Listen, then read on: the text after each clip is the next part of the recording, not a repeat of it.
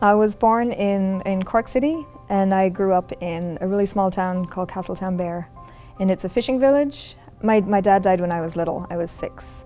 So I was 6, my younger sister was 5, and my older 8. So my mother is my big role model for my life, and she worked part-time, and then I guess survived on welfare for quite a time. I grew up in a rural, beautiful area. My granddad had a farm. Yeah, I have great memories of that farm and that area, of bringing the bull from the field over to the well to drink, and looking for lost calves at Easter time, and all sorts of lovely memories like that. Opportunities, I guess, for young people, there's not a lot there, and both me and my sisters, I guess, had ambitions, and my mother always tried to encourage us to do our best. So we all moved out of Castletownbere, and I went to Cork for college. College was great. I had a little trouble in high school or secondary school in Ireland with bullying, and it was difficult because it's such a small area. So when I got to college, it was just such a relief, and it was a kind of a reinvention of myself. And I got so many opportunities to travel. I did a lot of conferences in Europe, and then I got to study. I got a scholarship, and I studied in Belfast for about a year, and then I got to go to Delaware for 6 months, and that was kind of my first experience of the United States. It was not ever really my intention to make that a permanent move. When I returned from Delaware, I finished my PhD in Cork, and then I started to look for a job. And it was very difficult to find anything that really suited me in Ireland. My old professor from Delaware was, when I was looking for a reference from him, he's like, well, we have a job in Delaware and we'd love to have you back. And he's like, you probably do not want to come back to Delaware. But I was delighted. I knew Delaware well, and I still had some friends there, so it was just a very easy move for me.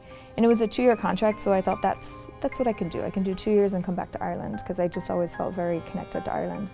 You know, the recession hit, and when I went to look for jobs in Ireland, they were none. And I talked to my connections in Ireland, and they basically advised me to stay in the United States.